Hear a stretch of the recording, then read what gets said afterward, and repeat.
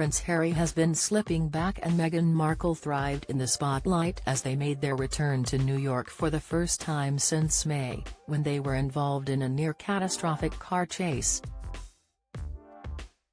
As the couple made a live appearance at a mental health summit, body language expert Judy James told the Mirror that Harry's body language changed and he seemed uncomfortable and didn't take control. She told our sister paper, "Harry's body language is changing recently. At the event in New York his entire pose and physicality made him look uncomfortable. He sat in an awkward position and he didn't take control of his seat, which means adopting a pose that retains a sense of dignity and elegance whatever chair you've been given." When he spoke he also rubbed his hand along his thigh, up and down, several times. The odd self-comfort gesture can be understandably subconscious, but this was repeated to a point that he must have been aware what he was doing. The Sussexes attended Kevin Costner's 1805 Live charity event for first responders recently, where Judy claims Harry's gestures were different. The event was held at the actor's $26 million polo field in Santa Barbara, which happens to be just up the road from Harry and Meghan's mansion in Montecito. She added, "His handed gestures here at the Costner gig are also different for Harry. Most of them, like clapping hands together and that high, almost pleading hand clasp, are the sort of gestures that tend to say one thing, please listen to me.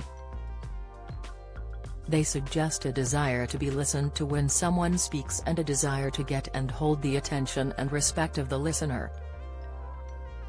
It's interesting here then, that Harry ends up being interrupted by his wife. Not only does he seem to be fighting for the guy's attention, he also seems to be losing the battle to Meghan, too. She appears to take over with a smile and social ease that Harry might be lacking. If you put yourself in Harry's shoes right now, it's possible to guess what's prompting these gestures. Harry is having to do something he never had to do before, which is to fight for attention and to win or earn admiration, she went on. As a royal in the UK he fought to avoid attention but was clearly sucked up to, adored and listened to everywhere he went. Join the Daily Record's WhatsApp community here and get the latest news sent straight to your messages.